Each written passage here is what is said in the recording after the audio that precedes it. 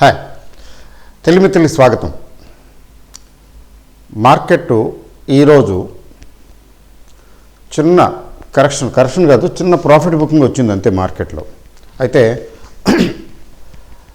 140-150 points దాకా మైనస్కి వచ్చినట్టు వచ్చి మళ్ళీ రికవర్ అయిపోయింది. అంటే wiped out almost all the losses. అంటే 2/3 రికవర్ అయిపోయింది. Just closed with some 50-53 points negative. అంటే బిలో 14,200, అంతగానే ఏం లేదు. అయితే రావాల్సిన కరెక్షన్ అయితే రాలేదు.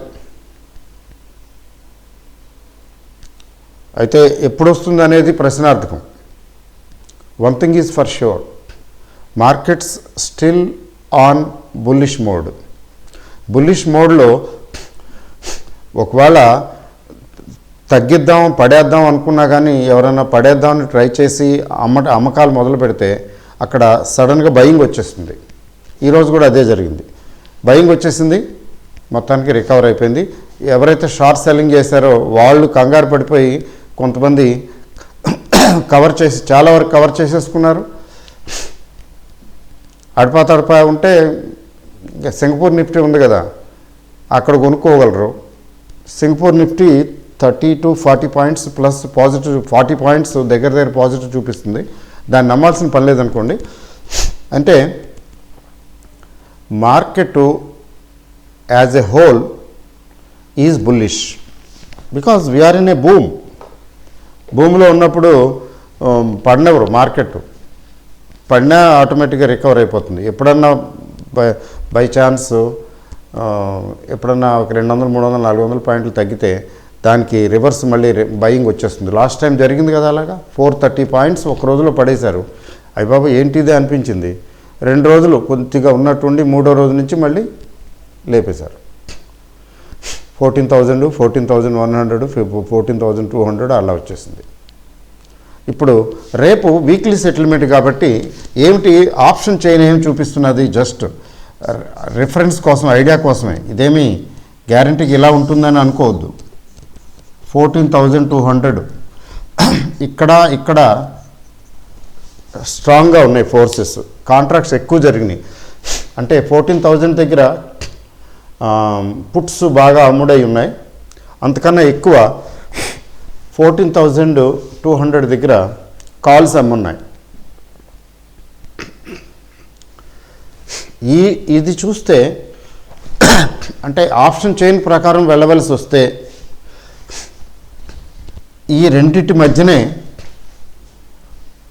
మ్యాక్సిమం మార్కెట్ ఉండే అవకాశం ఉంది. ఎందుకంటే సెటిల్మెంట్ రోజున ఎక్కువ పెరగనవరు, ఎక్కువ తగ్గినవరు.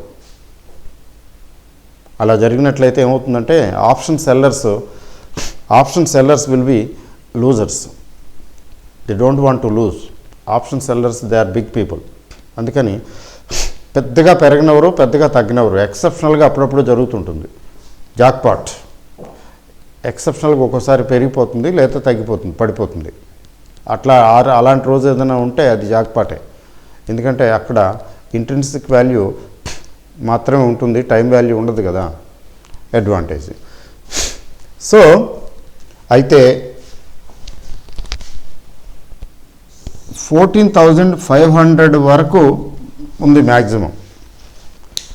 14,200 ఎక్కడ, 14,500 ఎక్కడ చూడటానికి విడ్డూరంగా లేదు. ఎస్, బట్ 14,500 దగ్గర కూడా చాలా కాంట్రాక్ట్స్ ఉన్నాయి. అంటే ఇది బ్రేక్ అయితే అక్కడికి వెళ్ళిపోతుందా అంటే 500కి దిగువను క్లోజ్ అయ్యేలా చూసుకుంటారు. 500 దాటినవరు. అట్లా జనరల్గా జరుగుతుందా? జనరల్గా జరగదు. అయితే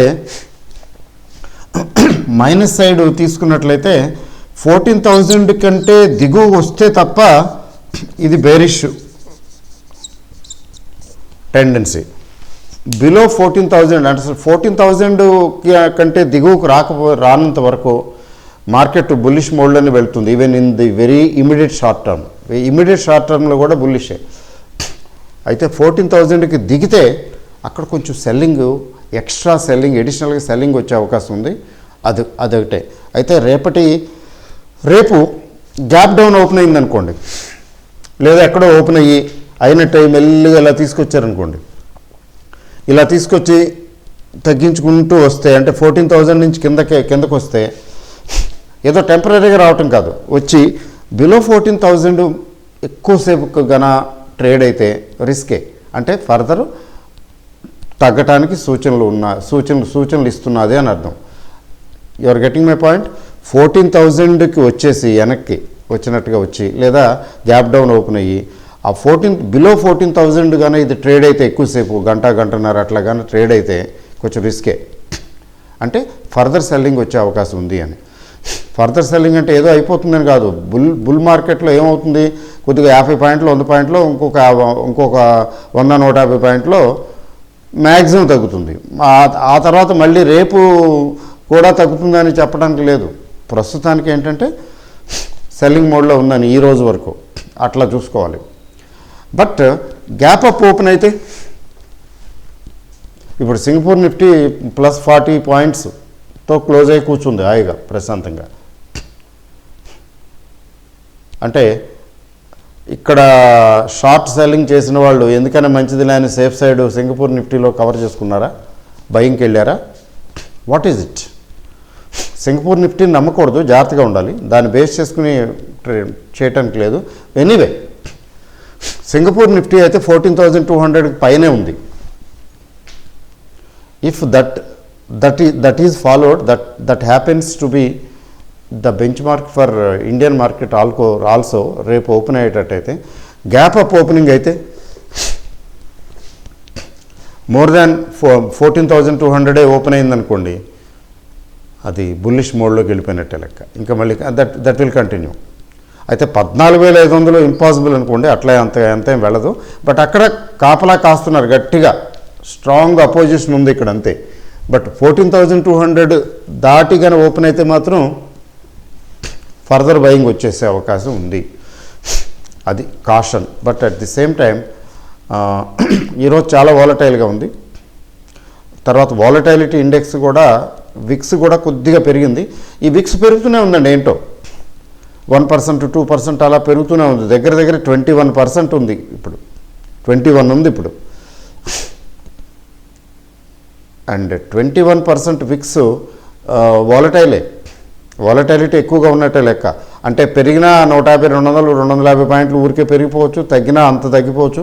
అంటే ఎక్కువగా తగ్గిపోవచ్చు, లేకపోతే ఎక్కువగా పెరగవచ్చు, ఊరికే అలా జరుగుతున్నది. అంటే వాలటైలిటీ ఇండెక్స్ పెరుగుతున్నంత వరకు జాగ్రత్తగా ఉండాలి అంతే. ఎందుకంటే సడన్గా తగ్గితే కొంచెం షాక్లా ఉంటుంది కదా, అందుకని జాగ్రత్తగా ఉండాలి.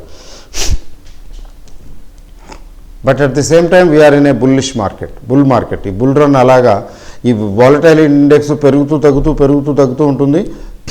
ఈ బుల్ రన్ నడుస్తూనే ఉంటుంది. అది ఆ విషయం అర్థం చేసుకోవాలి మనం. అయితే ఎప్పుడన్నా సడన్గా సెల్లింగ్ వస్తే okay, it's a good thing.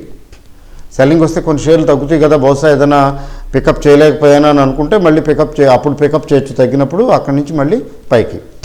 అయితే ఓవరాల్ బ్రాడ్ మార్కెట్ తీసుకున్నట్లయితే, ఓవరాల్ బ్రాడ్ మార్కెట్ అండి ఇప్పటికీ కూడా బుల్లిష్గానే ఉంది. ముఖ్యంగా మినీ క్యాప్స్ మైక్రో క్యాప్స్ అంటే చిన్నవి అంటే 200 కోట్లు 500 కోట్లు at least below 1,000 crore. Below 1,000 crore companies మనం మినీ క్యాప్ మైక్రో క్యాప్ అని చెప్పచ్చు. ఈ మినీ క్యాప్ మైక్రో క్యాప్ తర్వాత what we can say small cap,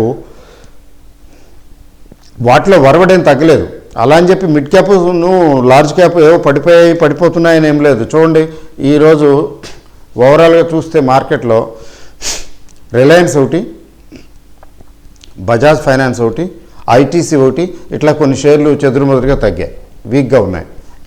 Bajaj finance result వచ్చింది, బాగా కొంచెం ఎక్స్పెక్టేషన్స్ కూడా ఉన్నట్టున్నాయి, బాగానే రిజల్ట్ నాట్ బ్యాడ్. కాకపోతే అక్యుములేషన్ స్టేజ్లో ఉంది కదా, ఎక్కడి నుంచో 3,000 దగ్గర నుంచి 5,000కి తీసుకొచ్చేసారు. 3,000 నుంచి 5,300 వరకు వెనక్కి తిరిగి చూడలేదు. ఆల్ టైమ్ హై వెళ్ళింది కదా, అంటే ఆల్ టైమ్ హైకి వెళ్ళింది కాబట్టి అక్కడ ప్రాఫిట్ బుకింగ్ వస్తున్నది. ఇప్పుడు 5,100 రేంజ్కి వచ్చి ఆగింది ఏది బజాజ్ ఫైనాన్స్. అంటే ఇంకా కొంచెం వీక్గా ఉంటే మార్కెట్ అంత ఇది లేకపోతే ఇంకొంచెం ఎక్కువ తగ్గొచ్చు. అంటే 5,000కి వచ్చేయచ్చు, పెద్ద విశేషం ఏం లేదు. అలాగే Reliance industries 1900 and below 1875 previous high లో ఒకటి ఉంది కదా, 1800 అండ్ ప్లస్ ఎక్కడో ఉంది, అది it may touch again, it may test once again, దాన్ని డబుల్ బాటమ్ అంటాం. అక్కడి నుంచి మళ్ళీ బయింగ్ రావచ్చు. అట్లా ఏంటంటే బజాజ్ ఫైనాన్స్ కూడా 5,000 రేంజ్లో బయింగ్ రావచ్చు. 5,000 రేంజ్ మిస్ అయితే మాత్రం కొంచెం ప్రమాదమే, కొంచెం ఇంకా 100-200 పాయింట్లు ఈజీగా వెనక్కి వెళ్ళిపోవచ్చు. బట్ అట్లాంటి సిచ్యువేషన్ అంత ఎక్స్పెక్ట్ చేయక్కర్లేదు, ఎందుకంటే మనం because we are in a bull market. ITC తీసుకున్నట్లయితే మరి స్మోకింగ్ అదిను ఎయిర్పోర్ట్లోనూ అక్కడెక్కడ పబ్లిక్ స్పెషల్గా రూములు ఇస్తారు కదా, అవన్నీ బ్యాన్ చేయాలని, అంటే సిగరెట్స్కి స్మోకింగ్కి విరుద్ధంగా కొంచెం హెల్త్ మినిస్ట్రీ బిల్ తయారు చేస్తున్నది, పార్లమెంట్లో ప్రవేశపెడతారని న్యూస్ వచ్చింది. టొబాకో ఇప్పుడు ఐటీసీ అంటే it is identified with tobacco, యాక్చువల్గా అది కానే కాదు. ఇప్పుడు ఐటీసీ వేరు, ఆ పాత రోజుల్లో ఐటీసీ వేరు. ఐటీసీ ప్రిడామినెంట్గా సిగరెట్ మ్యానుఫ్యాక్చరింగ్లో స్టార్ట్ అయినా తర్వాత ఎంతగా డైవర్సిఫై అయిందంటే it doesn't make difference whether it sells cigarettes or not. అయితే మంచి ఇన్కమ్ సిగరెట్ నుంచి వస్తున్నది. But whatever it is ఏముందంటే మార్కెట్కి జస్ట్ ఒక 1%, 2% పడేయటానికి ఈ రీజన్స్ చాలు. కాబట్టి ఐటీసీ ఒకటి ఇట్లా కొన్ని తప్ప నిఫ్టీ 50లో కూడా అంతగా తగ్గినవి ఏమి లేవు. ఆ 50 పాయింట్లు కూడా తగ్గడానికి రిలయన్సే one of the reasons is Reliance. కొద్దిగా HDFC bank, HDFC twins, Reliance కొద్దిగా తగ్గితే చాలదా, అదనమాట. ఒక 50 పాయింట్లు తగ్గింది. సో అంత మాత్రానికి మార్కెట్ కరెక్షన్ వచ్చేస్తుంది లేదా సెల్లింగ్ వచ్చేస్తుంది అనే ఇంప్రెషన్ తీసుకోవద్దు, ఎందుకంటే బుల్ ఫేజ్లో తగ్గినా మళ్ళీ పికప్ అయిపోతాయి. మామూలుగా చూడండి, చిన్న చిన్న స్టాక్స్ తీసుకుంటే మినీ క్యాప్స్ తీసుకున్నట్లయితే జువారీ గ్లోబల్ నిన్న పెరిగింది, ఇవాళ పెరిగింది, ఇవాళ 15%, 15%, ఒక్క రోజులో 15%. నిన్న కూడా అలాగే పెరిగినట్టుంది, 20%, 15%. జువారీ గ్లోబల్. అలాగే క్రతి న్యూట్రియంట్ నిన్న కూడా పెరిగింది కదా, ఇవాళ కూడా పెరిగింది. ఇవాళ కూడా 18-19% దాకా పెరిగింది, కానీ కొంచెం చిన్న లాస్ట్లో కొద్దిగా కొంచెం ప్రాఫిట్ బుకింగ్ వచ్చి 13% పెరిగి ఉంది. Now it is 49 rupees Kriti nutrient. నిన్న మొన్నటి వరకు 32, 33 అట్లా ఉండేది. 49 రూపీస్ టుడే, 49.90 అలా వెళ్ళినట్టుంది, but closed at around 49. Amber Enterprises, దీని గురించి చాలాసార్లు మాట్లాడాను.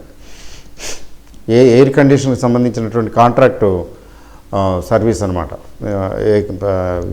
వాళ్ళకి కావాల్సినటువంటి ఎయిర్ కండిషనింగ్ కంపెనీస్కి కావాల్సినటువంటి తయారు చేసి ఇస్తారు. గుడ్గాం ఇక్కడే దగ్గరలోనే ఉంది అది, అంబర్ ఎంటర్ప్రైజెస్ అని. Wonderful company. ఈ వింటర్లో నార్మల్గా పెరగవు ఈ షేర్లు, అయినా కానీ ఈ మధ్యకాలంలో అలాగే ఉండుంది. సమ్మర్లో బాగా పెరుగుతాయి. ఫిబ్రవరి దాటిందంటే మొదలవుతుంది వీటికి డిమాండ్, ఏసీలకి డిమాండ్ వస్తుంది కదా, ఆర్డర్లు ఎక్కువ వస్తాయి కదా. In spite of that Amber Enterprises ఈరోజు 10% పెరిగింది, 2632 దగ్గర క్లోజ్ అయింది. చిన్న కంపెనీ. లాస్ట్ దీపావళికి 1000 ఇది 998,000 రూపీస్, 3000 కూడా వెళ్ళినట్టుందిలేండి ఆ మధ్యన. చూడండి ఎంత ఫాస్ట్గా 1000 రూపాయలది సంవత్సరం చిల్లర అయింది, అంతే సంవత్సరం ప్లస్. 2632 దగ్గర క్లోజ్ అయింది Amber Enterprises, 10% up. Dalmia Bharat cement company ఈరోజు వన్స్ అగైన్ 5% పెరిగింది. మిడ్ క్యాప్ అనుకోండి, స్మాల్ ఏం కాదు. ఇంతకుముందు ఒడిషా సిమెంట్ అని పేర్లు రోజుకో పేరు మార్చి చివరికి దాల్మియా భారత్ అని పెట్టారు. ఈ గేబ్రియల్ ఇండియా చాలా చిన్న కంపెనీ, అంటే చాలా చిన్న కంపెనీగా స్టార్ట్ అయ్యి మొత్తానికి కొద్దిగా స్మాల్ టు మీడియం కంపెనీ అయింది గేబ్రియల్. ఇవి స్ప్రింగ్స్ అవి తయారు చేస్తుంది, వేరియస్ కాంపోనెంట్స్, అంటే దీనికి ఒరిజినల్ ఎక్విప్మెంటే తయారు చేస్తుంది ఆటోమొబైల్ ఇండస్ట్రీకి. గత 2 సంవత్సరాలుగా బిలో 100 100 అండ్ బిలో 100. ఎప్పుడో కొద్దిగా ఒకసారి 1-2 సార్లు కొద్దిగా పెరిగి మళ్ళీ సెల్లింగ్ వచ్చేసింది. అలాంటిది now today it went up 6% up. Now it is 115. ఇది దగ్గర 200 కూడా వెళ్ళింది ఒకప్పుడు. కంపెనీ మంచిదే, బట్ పెరగలేదు బికాజ్ ఆటోమొబైల్ ఇండస్ట్రీ జనరల్గానే ఇష్యూస్ ఉన్నాయి కదా. ఐడిఎఫ్సి ఫస్ట్ బ్యాంకు కూడా పెరుగుతూ వచ్చింది కదా ఈ మధ్యన. ఈరోజు 4.5% పెరిగింది IDFC first bank. JK cement అయితే చెప్పక్కర్లేదు, జైత్రయాత్ర ఇంకా కొనసాగుతూనే ఉంది. నిన్న పెరిగింది, ఇవాళ కూడా పెరిగింది జేకే సిమెంట్. 4.5% జేకే సిమెంట్ పెరిగితే 2187 closing. Jain irrigation of course దీని గురించి చెప్పేదేముంది, 1-2 షేర్లు ఇంకా ఉన్నాయండి అప్పర్ సర్క్యూట్కి వెళ్ళినవి. జైన్ ఇరిగేషన్ ఈరోజు కూడా అప్పర్ సర్క్యూటే, 5% కదా, ఈరోజు కూడా 5% పెరిగింది. All buyers and no sellers.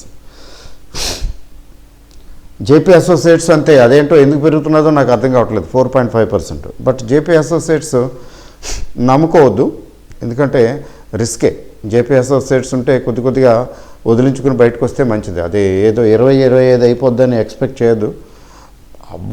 Anything is possible, కానీ దానికి నేను అలాంటి పాసిబిలిటీ చూడటం లేదు.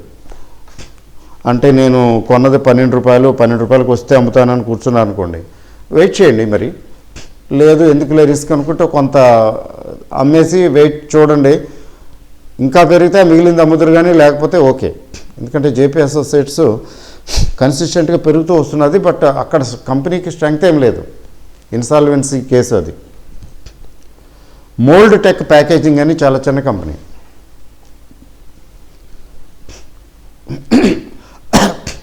గత 2 సంవత్సరాలుగా, 2 కాదు కానీ 1.5 years, లాస్ట్ 1.5 years నుంచి అస్సలు ఉలుకు పలుకు లేదు. ఇట్ వాజ్ కోటింగ్ లో అండ్ లో. అయితే ఈ లాస్ట్ కోవిడ్ తర్వాత లాస్ట్ 3-4 monthsలో కొంచెం పికప్ అయింది కొద్దిగా. Today it is up by 12%. Mould tech packaging 320 rupees దగ్గర క్లోజ్ అయింది, 12% పెరిగింది, 12%. న్యూజెన్ టెక్నాలజీ సాఫ్ట్వేరు 4% మామూలు అనుకుంటా. ఆర్బిఎల్ బ్యాంకు, దీని గురించి నేను చెప్పలేదు ఈ మధ్యన. RBL bank now RBL bank almost పెరుగుతూనే, అంటే పెరుగుతూనే వస్తున్నది ఈ మధ్యకాలంలో. ఇది 200, 180-200 కూడా చూశాను అప్పుడప్పుడు, ఇది కోవిడ్ టైంలో. ఏం చేయాలి, ఏం చేయలేం కదా, వదిలేసాం. తర్వాత ఏదో కొద్దిగా యావరేజ్ చేసినట్టున్నాను. Now it is RBL bank is 5.5% దగ్గర పెరిగింది, 264 rupees. But still much steam is there in RBL bank. అయితే ఆర్బిఎల్ బ్యాంకు కరెక్షన్ వచ్చినప్పుడు, ఇంకా ఇప్పుడు ఈ స్టేజ్ కాదు కానీ కొంచెం తగ్గినప్పుడు, ఈరోజు కొంచెం తగ్గింది అనుకున్నప్పుడు అది ఆర్బిఎల్ బ్యాంకు పికప్ చేయొచ్చు. బై ఆన్ డిప్సే, అంతేగాని పెరుగుతున్న రోజున కాదు. పెరుగుతున్న రోజున కొనకండి, తగ్గిన రోజున కొనండి.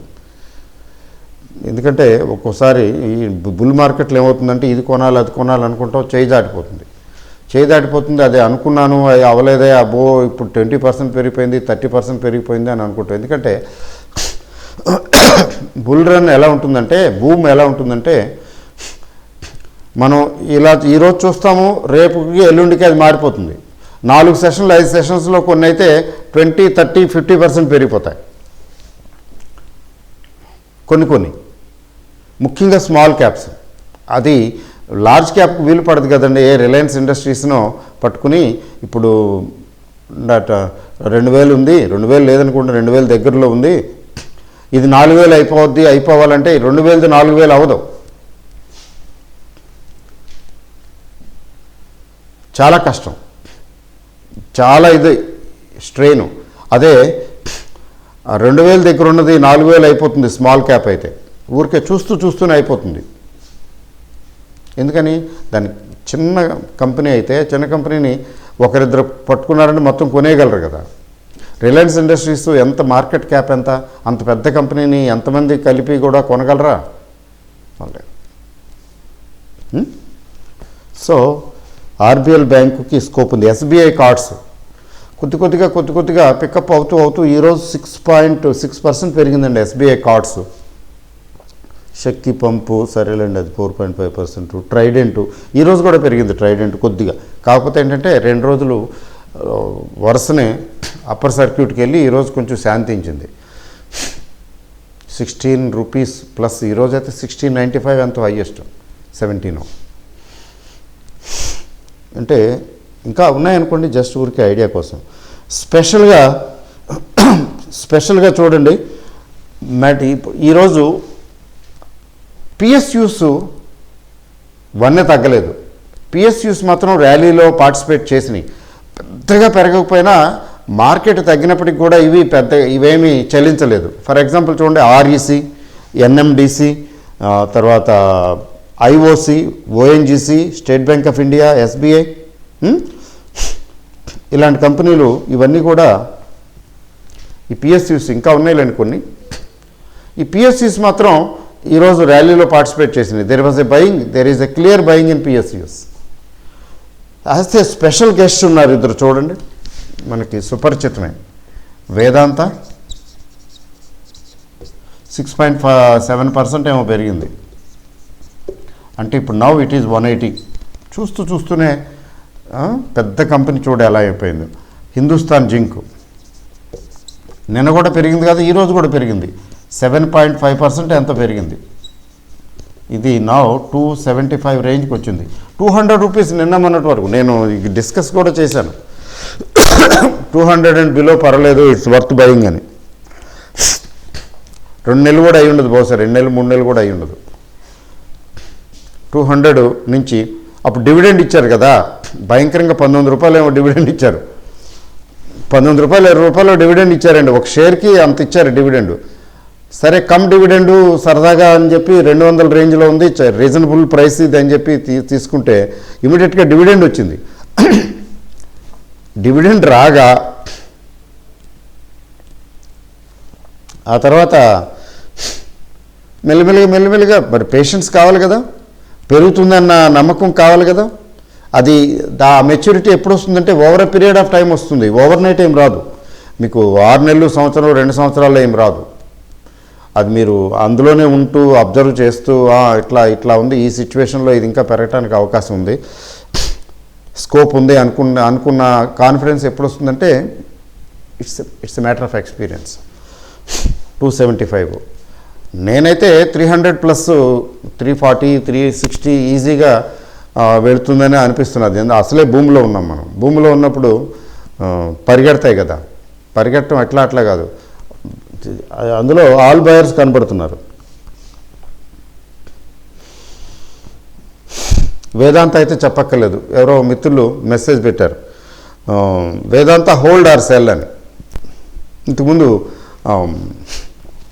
ఎఫ్ఎస్ఎల్ కూడా పెట్టిన ఆయన్ని హోల్డ్ అని చెప్పాను అప్పుడు, ఎఫ్ఎస్ఎల్ ముందు. తర్వాత కంగారు పడుతున్నారు కదా అని చెప్పి కొంత తీయమని చెప్పినట్టున్నాను. హోల్డ్ ఆర్ సెల్ వేదాంత. పెరిగేటప్పుడు పెరుగుతుంటే ఎందుకంటే తీయటం, నేనేమో హోల్డ్ అని పెట్టా. పాపం ఆయన కొద్దిగా ఇబ్బంది పడి ఉంటాడు, ఏంటి 180 రూపాయలు అయిపోయింది వేదాంత, ఇంకా ఈయన హోల్డ్ అంటున్నాడు ఏమిటి అని. That makes the difference. Vedanta ఇప్పుడున్న సిచ్యువేషన్కి, ఇప్పుడు నడుస్తున్న మార్కెట్ కండిషన్స్కి వేదాంతకి ఉన్న అడ్వాంటేజ్ ఎలాంటిదంటే, అది 200, 220 నథింగ్. దానికి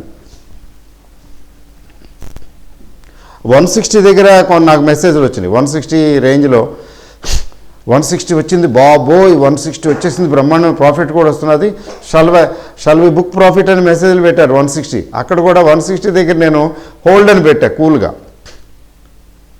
వాళ్ళు ఏమనుకున్నారేమో, ఆ తర్వాత 160 మెసేజ్ వాళ్ళు మెసేజ్ పెట్టిన తర్వాత మళ్ళీ వెనక్కి వెళ్ళింది 156, 150 అట్లా వెళ్ళినట్టుంది, 156, 157 అట్లా వెళ్ళినట్టుంది. అప్పుడు అనుకుని ఉంటారు, అయ్యో ఈయన హోల్డ్ అని చెప్పాడు, తగ్గిపోయింది ఏంటని. 3 రూపాయలు 4 రూపాయలు తగ్గిపోగానే ఇంకా తగ్గిపోతుందేమో అని కంగారు పడతారు కదా. కానీ ఒక స్టాక్ ఉంటుంది, స్టాక్ ఒక ఇది ఉంటుంది, దానికి ఒక స్ట్రెంగ్త్ ఉంటుంది, ఆ మూమెంట్ ఒకటి ఉంటుంది, ఇవన్నీ కొంచెం దాని టెక్నికల్ ఇది ఉంటుంది, ఇవన్నీ చాలా ఉంటాయి కదా, ఓన్లీ టెక్నికల్స్ కాదు.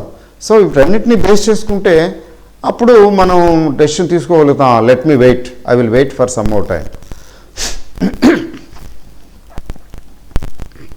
ఎందుకు I will wait for some more time అంటే, అక్కడ తెలిసిపోతున్నది కదా. So 180 is a good price for Vedanta, but 220, 225, at least 200 plus is a better price. Maybe 240, 260 is the best price. అంతవరకు వస్తుందండి అంటే ఎక్స్పెక్ట్ చేద్దాం, చూద్దాం, అంతే కదా. ఎవరికి తెలుసు వస్తుందా, గ్యారంటీ ఏమైనా ఉందా? But given the experience, given the fundamentals of the company and given the developments, given the market conditions, ఇవన్నీ తీసుకుంటే మాత్రం ఏమనిపిస్తున్నది, ఎందుకు ఈ అడ్రస్ లేని ఊరు పేరు లేని కంపెనీలు 10%, 5% పెరిగిపోతుంటే, కొన్ని అయితే అప్పర్ సర్క్యూట్లోకి వెళ్ళిపోతుంటే, వేదాంత లాంటి స్ట్రాంగ్ కంపెనీకి ఇప్పుడు 180 దగ్గర ఉంది, ఇంకొక 20% పెరిగింది అనుకుందాం, ఎక్కడుంటామండి? 210, 215 అంటే దగ్గర 220 రేంజ్కి వెళ్ళిపోతాం. జస్ట్ 20% అవే ఒకసారి ఊహించండి. జస్ట్ 20% అవే అనుకుంటే, 25% అనుకుంటే 180కి 25% అంటే 1/4 అండి. 1/4 ఆఫ్ 180 అండి. 45 రూపీస్ యాడ్ చేసుకోండి.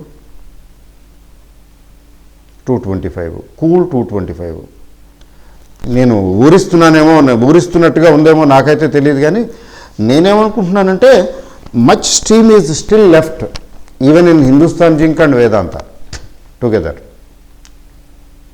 నా దగ్గర ఉన్నాయి కొన్ని, అలానే నేనేమి పెట్టి కూర్చున్నాను కాదు. నేను దాదాపు ఒక 30-40% ప్రాఫిట్ బుక్ చేశాను మొదట్లో. ఆ తర్వాత ఇంకా తీయదలుచుకోలేదు, వదిలేశాను. ఎందుకు వదిలేశానంటే అర్థమైపోయింది అది ఇక్కడి నుంచి ఇది బుల్ రన్లోకి వచ్చేసింది. బుల్ రన్లోకి వచ్చినప్పుడు ఇంకా టచ్ చేయాల్సిన అవసరం లేదని వదిలేశాను. ఏదో కొంచెం ఒక రీజనబ్లీ గుడ్ లెవెల్స్కి వచ్చింది అనుకుంటే అప్పుడు తీసేది, లేకపోతే లేదు. ఇప్పుడు మళ్ళీ గ్యాస్ డిస్ట్రిబ్యూషన్ కంపెనీస్ తీసుకుంటే మహానగర్ గ్యాస్ అది పెద్దగా పెరగలేదు. గుజరాత్ గ్యాస్ బాగానే ఉంది, కానీ మహానగర్ గ్యాస్ పెద్దగా పెరగలేదు. తర్వాత ఇంద్రప్రస్థ గ్యాస్ మాత్రం బాగానే పెరుగుతున్నది, కొద్దిగా వెళుతున్నది. 500 ప్లస్ ఉంది already Indraprastha gas, IGL. But what about MGL? But MGL started picking up.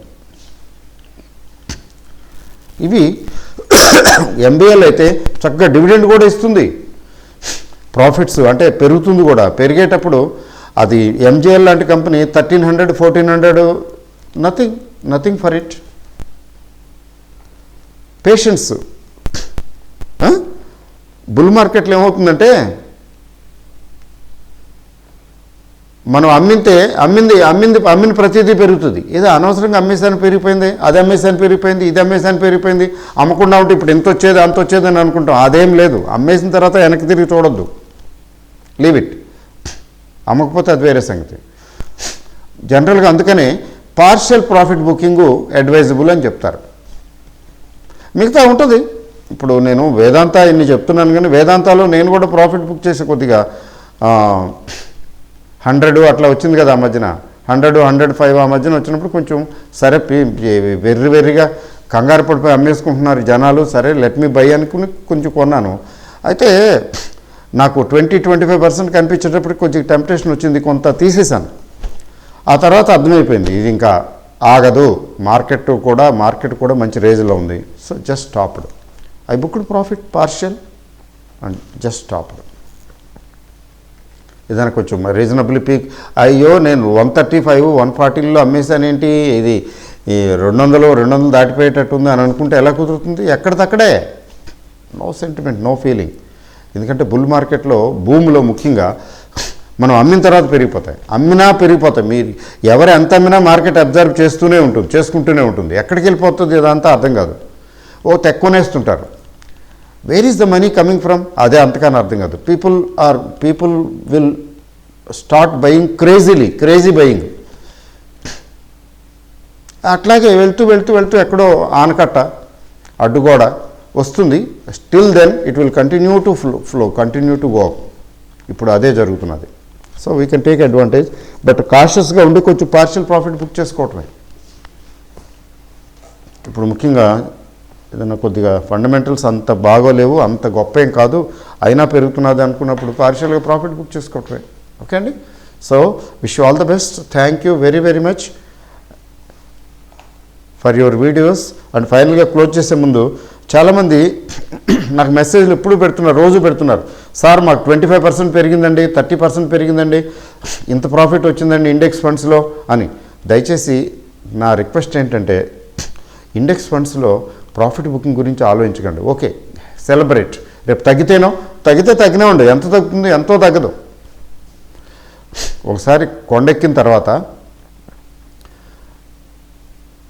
తగ్గినా మరీ ఎక్కువగా మీకు లాస్ వచ్చేంత తగ్గదు. కాబట్టి ఇండెక్స్ ఫండ్స్ కాదు, మీ దగ్గర ఈటీఎఫ్స్ ఉంటే ప్రాఫిట్స్ బుక్ చేసుకోండి, కానీ ఇండెక్స్ ఫండ్స్ని అలా వదిలేయండి. అలా యూ కీప్ యాడింగ్. అంటే సిప్ మోడ్లో అయితే లంసంలో పెట్టొచ్చు అండి అంటే ఇప్పుడు లంసంలో పెట్టకూడదు. డోంట్ పుట్ లంసమ్ అమౌంట్ పెట్టకూడదు. అది 2-3 నెలలు 4 నెలల కిందట పర్వాలేదు, కానీ 5-6 నెలల కిందట SIP mode best. SIP mode అయితే ఇప్పటికీ కంటిన్యూ చేసుకుంటూ వెళ్ళిపోవచ్చు, ఏం కాదు. సో అదండి, all the best. Thank you very very much.